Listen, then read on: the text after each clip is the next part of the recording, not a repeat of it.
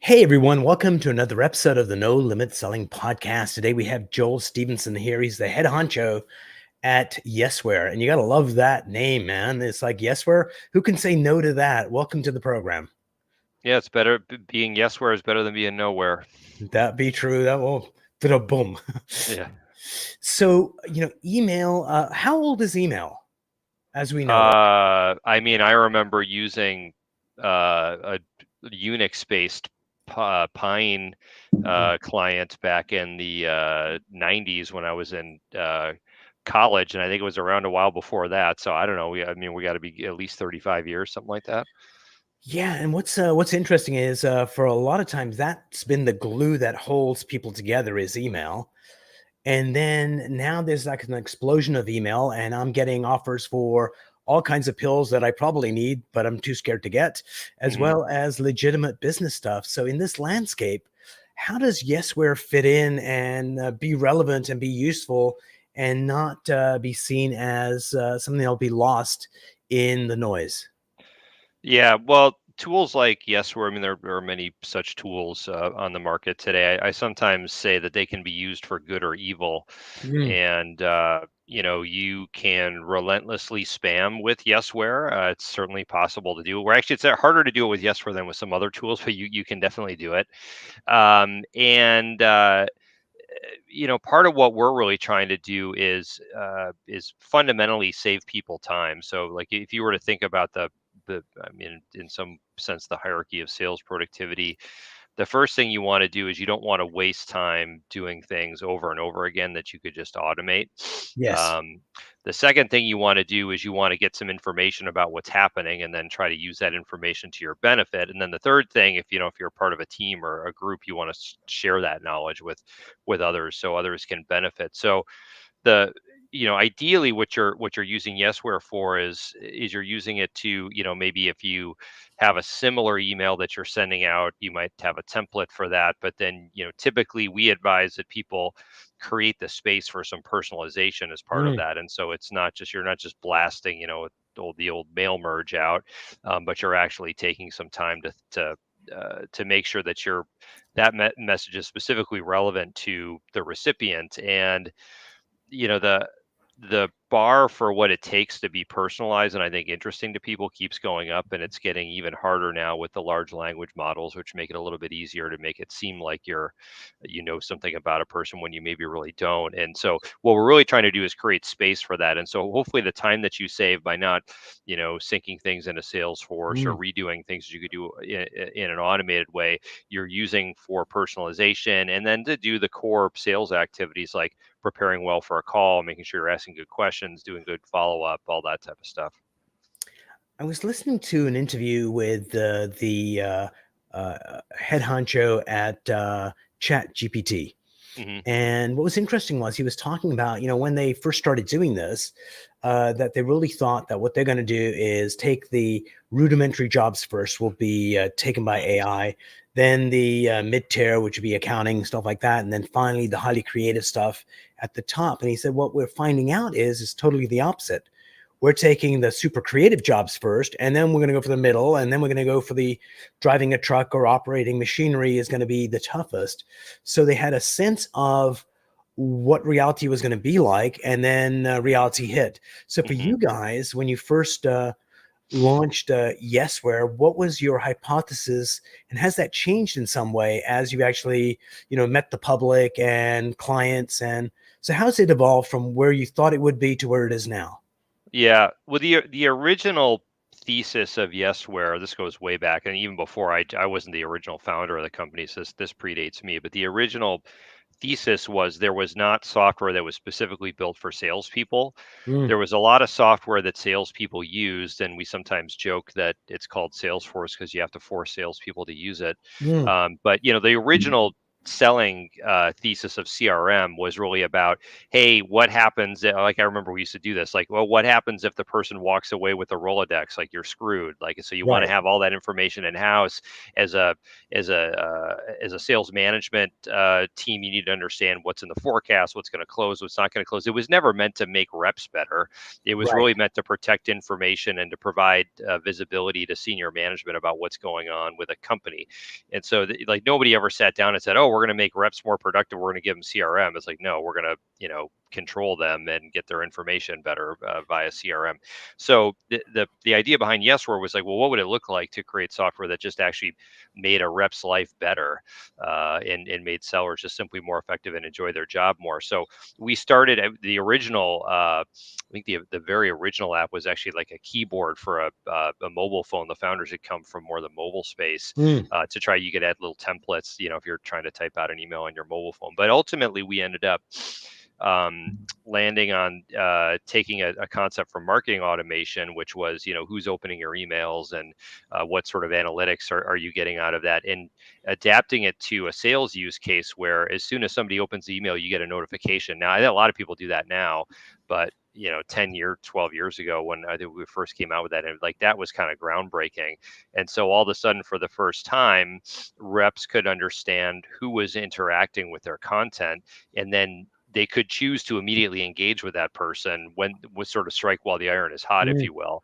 And so that was really the original innovation. And how it's evolved over time is the company grew through a freemium model. So we had a lot of individuals that used it, and then eventually they started to get adopted by teams inside of companies. And so it's grown from a tool that was really just kind of almost a rogue tool inside of organizations that sales reps were adopting by themselves, and it's become a tool that is used by some very large publicly traded companies, and we've had quite a few that it started with us in the early days all the way up through being public companies. So we've had a lot of team, security, all that type of stuff that bigger companies might want. So we serve both of those constituencies today.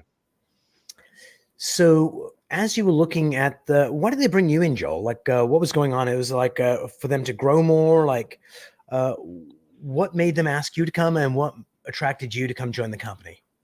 Yeah, I was at before I was at Yes, where I was at Wayfair for Mm. about 7 years, and the last thing that I did there was I grew our we had a B2B organization inside the company. It sold to interior designers and builders. So we were adopting more of a traditional sales approach versus the vast majority of Wayfair revenue was strictly B2C e-commerce Right. stuff.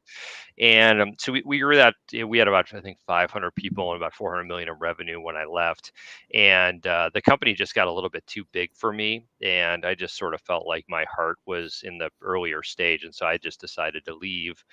And we had an investor in common between Wayfair and Yesware, this guy Neeraj Agarwal at Battery Ventures, and so I got to know the Yesware team a little bit. And the founder of the company at the time felt as though they were starting to hit the wall, and they were trying to figure out some different ways to grow and compete in a market that had all of a sudden become incredibly well funded and very, very competitive. And so the thesis was to, for me to come in with a little bit of a different point of view and try to see if we could make some changes to get the business to be, growing faster, more profitably, et cetera. So I kind of went from a buyer of sales tech and, Mm. and an implementer of sales tech. So that was a big part of how we grew the Wayfair team, to a seller of sales tech. And, it was important to me to be able to stay in Boston for a bunch of different reasons. So it's worked out.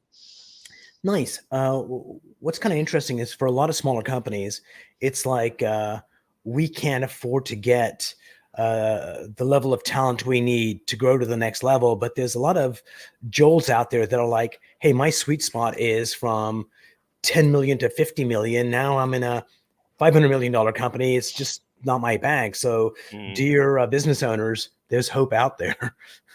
Yeah, I mean, I think on paper, my comp went down by a shocking amount when you consider the Hence the RSUs hair that I had loss. away. Yeah, I get that. Yeah. So, but it's But it's there's only joy, money, right? Yeah. Yeah. So you come into this organization. How many people were in Yesware at that point when you joined them? I think we were at 70 or 80, something like that.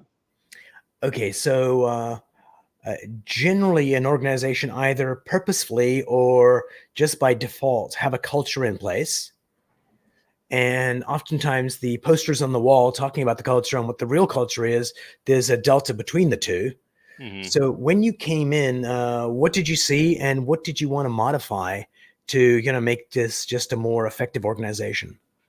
Yeah, we in the Matthew, the founder, would tell you this if you asked him this. But one of the objectives of the company early on was to make it what we had said the best place anywhere anyone had ever worked. Nice. And as a result of that, the company invested in what I consider to be a pretty lavish set of benefits. We had, yeah, it's a lot of the .com or a lot of the Mm, traditional venture backed SaaS. So we have masseuses come in. We had everybody in the company could get an executive coach, even if you're sort of an entry level employee.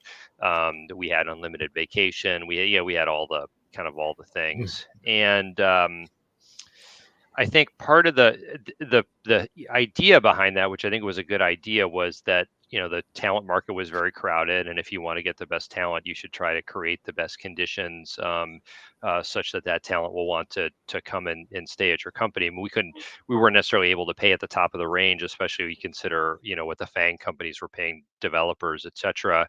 So that was the idea, and I think what ended up happening was there's a yin and a yang to everything, mm. and the downside of that was I think we were a little bit soft as a culture, and we were a lot of really nice people there, and so I think we weren't always as honest with each other as we probably could have been, maybe not quite as demanding for results, and we just had to tighten things up a little bit, and unfortunately a lot of that ended up having to happen because we had to change, we had to do a headcount reduction, and then I think everybody realized the sort of the gravity of the situation, and why some things had to change, but that was tough, and I don't, in retrospect, I'm not even sure that I did a good enough job with that.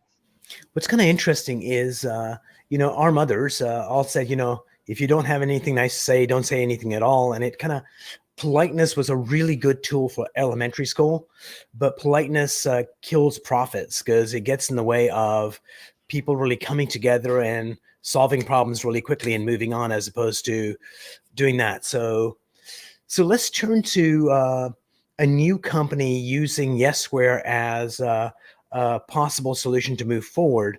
So if you were advising, let's say, a tech company to bring in Yesware, one of the things they're probably going to do is go to Sales Navigator and get a good sense of who their target audience is, and they get that Mm. list.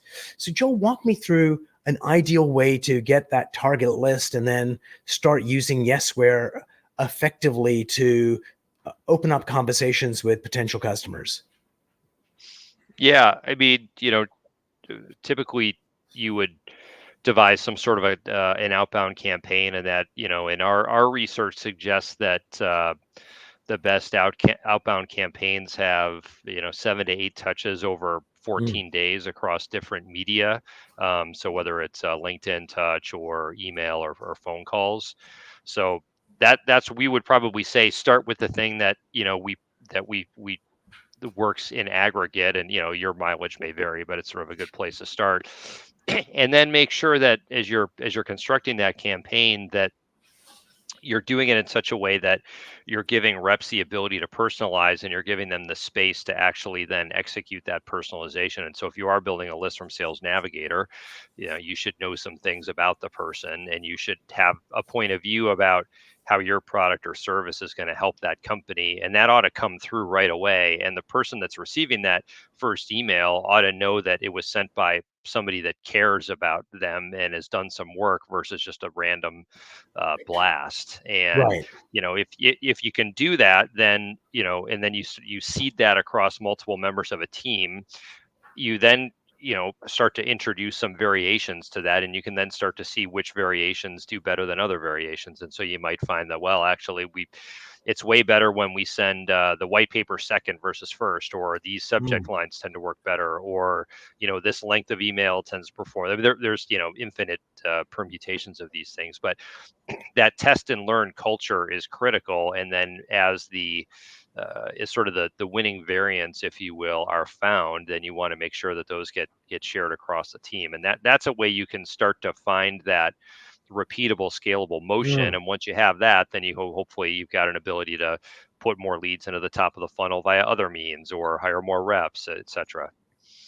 Yeah, I love that. And I think oftentimes salespeople tend to be mavericks, and process is so critical to figure out what's working, what isn't working. That test and learn thing only happens when people are using the same set of steps, so you can figure out which step goes where. So brilliant there. So I noticed as we were about to go online, I kind of reached out on LinkedIn and connected with you, and we had two gentlemen in common. One was Steve Richard. Is that someone you know? Yeah, Steve is in the industry, and I believe I met Steve at a what was a conference, American Association of Inside Sales Professionals or something, many Yeah. many years ago. And so I wouldn't say we've kept in touch But necessarily, but I do know and remember Steve. so Steve is a good guy and a great person that believes in the power of the telephone. That you can Hmm. reach anybody and have a good conversation. So I had him come to one of my conferences, and he's on stage and teaching how to do it. Then he goes to the audience. Is there somebody trying to get a hold of someone right now that I could help with? And someone goes, "Yeah." He goes, "Who's the name? What's the name of the person? And what's his phone number?" And he says, "Oh, by the way, what business are you in?" And just with those few facts, gets the person on the phone and has a meaningful conversation, sets an appointment. So really showing the power of the telephone Hmm. on stage, live under fire. So all of this email stuff is to get that conversation started. So where do you think that attempt at the phone call should be? Should it be at the beginning of this process, throughout? Where does the phone come in? I think it depends a little bit on the market in which you're operating. For example, if you're in a business, if you're selling to small business, Mm, and particularly local small businesses that tend to answer their phone because that's part of the way that they get their mm, own, they manage their own business, then I would have heavy phone involvement still, and I would put that very early in the process. However, if you're trying to reach, a CIO or a CISO at a tech company, good luck ever getting that person on the phone. right. Honestly, like, it is going to be a real struggle. If you go lift their cell phone number off of Zoom info and you call them, like, you're probably going to get marked as spam, and Mm, that's going to probably hurt the next person that you try to call your deliverable. Like, the defense mechanisms now are so much better on mobile versus what we had in the early days when we were trying to navigate switchboards and get through assistants and all. Like, it is a very different game in that sense. And so I would say that the less likely your person is to just answer the phone, I would say uh, the more structure you have to have up front to basically get a mutually agreed upon phone call, whether it's mm. like, hey, I'm going to call you at this time, or like, hey, let's jump on a Zoom, or whatever, I think is going to be the better long run strategy for those types. It can work, but as as now, it used to never be that if there was no way to mark somebody as spam 15 years ago, but now if you're calling cell phones, you're going to get marked as spam, and then you're going to get scam likely as soon as you pop up on somebody's phone, and like, you do not want that to happen. Yeah, that would be a bad thing. So, a different landscape that we're dealing with. So, are you guys, because you probably have a large install base of customers, so you're seeing best practices. Are you seeing any of the strategies uh, change as time goes on in terms of getting success, or is this more of a just set up a campaign and then test and learn as you go?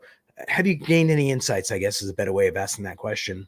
Yeah, it does change. We put out a report. We haven't done one in since our acquisition, but we had one that we did, I think, in end of 2021, called um, I forget what it was, sort of a long title, sales strategies there, or latest sales information that sales managers should know about or something. You could find it on our on the s4.com Right. website if you search our blog. But in there, we see about 1 billion email interactions a year, and so we chronicled, what subject lines are working, what times a day are working, what cadences are working, and it does always change. I think what ends up happening is people find a technique that works, and then people sort of pile into that technique, and And then then it kill it. stops working as Yeah. well. Yeah. The Like the golden old goose being killed. Yeah. yeah, like the old the old predictable revenue thing where you just email every VP in a company and say, who's the person I need to talk to about this? Like that did, I think it worked quite well for a while, but now it's, I think after every VP at every major company has gotten 5,000 of those emails, I think they start to go into the circular file. So it does change. I'm not sure. We should probably redo this, but my suspicion is that things are changing quite rapidly now as people embrace the large language models. Mm, And there's going to be a big change coming in April where Google is changing the rules of the game somewhat. Where if your company sends over 5,000 emails per day, they're putting some new restrictions in place. One is that you have to have one-click unsubscribe. Two is that you need to have sort of properly structured email headers. There's sort of a technical email mm, thing, and then the last thing is if more than 0.3% of your emails get marked as spam, then they put you in deliverability jail. right. So the stakes are going up quite a bit. So I think that is going to be like somebody should look at it in the June and see how things have changed then, because I think that this is likely to be quite a major change to behavior. I mean, I think they've always been doing it in the background with their automated spam filtering and stuff, but this is sort of the first big announced change in a while. So, Joel, you have a podcast as well.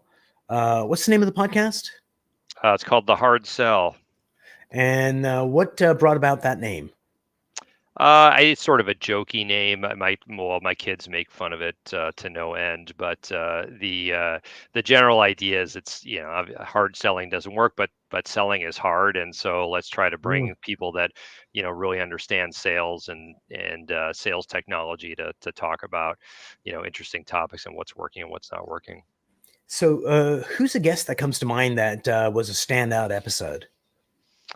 We had so many. One that comes to mind that I think was quite good. We had Matt Bloomberg, who is the founder of Return Path, Mm, and is now founder of a company called Bolster that does fractional sort of executive placement and board placement work for tech companies. And we talked a lot about the how the early sales evolves in a company, and he has this analogy, like you start with whiteboard selling and the founder does that, and then eventually you get to PowerPoint selling where maybe your first sales mm. hire does that, or someone of the founder, but then eventually you got to get to PDF selling, where it's like you pretty much know the playbook, you get it out there, and you start to sell. I think that was a good analogy, and I found that to be quite true.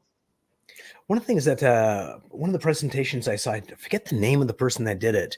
It was very much how to use just one sheet of paper and graphically communicate what you're doing. And the example he gave was maybe 7 years ago or 8 years ago, and I could still recreate it today after seeing it just once. And it was just always like, wow, that's a pretty powerful technique. But that's one-on-one sitting together with a buyer, and that seems to be the one of the hardest things to do in this really busy age is to get someone to give you their time and attention on a Zoom or in person. So, if you were thinking of 5 critical things that people should keep in mind when they're trying to get that one-on-one appointment, what would they be, Joe? What would number one be? Something they need to keep in mind? Well, I think number one is make sure that the message you're sending is not going to be confused for someone that has not human sending it. Right. I think that's another. Is like make sure you stand out in your communications. It's really not that hard, because I mean I get hundreds of them, and I really don't get that many that that people have put any thought into. So I think the first thing you could do is like put some actual thought into it. Number one. Number two is I'd say, generally keep it shorter. Mm, You're unlikely to get the War and Peace level email read on a first intro. Number three is be persistent. Our data suggests that if you don't get a reply within the first day, you've only got a 1 in 20 chance of ever getting a reply. mm, So you gotta have some follow up as part of that. Number four, I'd say have appropriate targeting. So make sure that you're not spamming the universe. That the world's going to get more punitive towards people doing that. So make sure you've got a relevant audience that you can take the time to personalize to, and that you have a strong prior that they're gonna really benefit from it. And then I don't know. Last one is have fun with it. Like don't take it too personally when you get rejected, because you're going to right. get rejected a lot, and just keep going. Superb. So uh, there's video emails which are personalized. It's like, Mhm. "Hey, Joel, this is Umar. I thought da da da da." And your thoughts on those compared to just written? Are they more effective, less effective? Yeah, I think it's another one where, when the Vidyards of the world first came out, they were quite effective because it was very novel. And I Mm, think as people started to adopt more and more of that, and like you start to get a lot of those, it maybe starts to feel a little bit less novel at that point. mm. And I think it's part of the challenge I've seen with the implementation of those is a lot of the ones that I've received end up being ones like you got the rep sitting there like, "Hey, Joel," and it writes your name Oh on the yeah, yeah. whiteboard like, "Oh, we should totally talk." And it's like didn't Oh, really deliver, the core message about why it was interesting. And so I think that's an interesting medium to use, but I think you gotta be careful in how you use it, in using it appropriately. But I think there's something to that. I mean, that's one way you can sort of, indicate that you're not a machine. for And now you at get a least. different, yeah, yeah, right. Yeah, we're clothed. I just saw some AI generated newscast with all the people were AI generated and all this. Yeah. It's wild. So I think it's something worth trying, and it may be that in your market it works well, but certainly an interesting tactic. Somebody told me their first class of journalism school. This is more like a high school level, actually. And the teacher gives here's a scenario that uh, all the teachers have to go to Sacramento to present to a committee there about how education needs to be improved. This is happening on Thursday, and uh, please write a headline about this event for the students. And of course, they write, changing the state, changing education. And the guy says, actually, the headline should be school is closed on Thursday, because your Hmm. constituents of students, they don't care about other stuff. It's just that. And bringing it back to our conversation, because you only have a few moments to grab the attention of the person reading the email. So the subject line has to be really powerful to get them to open it, and then you have to get to the point.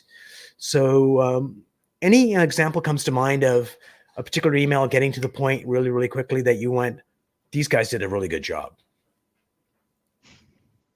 Yeah, that we've had a few of those, and I think normally what I've seen is that, yeah, within that first, certainly above the fold, but in that first paragraph or something, there's something that says, and I think oftentimes the marketing people have an advantage in this because there's so much data you can get about somebody's Mm, website and interactions, but you could sometimes get something that says like, "Hey, we saw your natural search declined 20% last month, and we took a look and we think it's these three things." Like those are well, those that's are ones that, powerful. yeah, those Yeah. are ones that can be, and I think there's only a handful of places where you could sort of have the information to get away with that strategy. But that's one. I mean, one book that I recommend to people, which it's quite a dry book actually, but it's called The Pyramid Principle by Barbara Minto, and it's a book that is basically given to every first year management consultant. I think the big three strategy Right. firms, McKinsey and Bain and BCG, and it's a slog to get through that thing, but that is the best thing that I've ever seen about how to communicate clearly in business writing. And I think a lot of salespeople would benefit from a read through of that. I have insomnia, so I'll put it on my list, and that might be Oh, read that'll a put you chapter, right fall to asleep. sleep. Don't worry about it. Yeah. So, Joel, thank you so much for a delightful conversation. I learned a lot, took a bunch of notes. Any last words, anything you want to share with the audience before we part company? Yeah, I just say, we've got probably 10 plus years of data-driven sales content over at YesWare. So you can check it out at yesware.com/blog. It's all free. And if you want to check out the hard sell, yesware.com/podcast. Brilliant. Joel, thanks for being on the show. Stay online with me as we say goodbye. Everyone, please subscribe to the podcast. And if you like this, send Joel an email. We'll have his contact information in the show notes.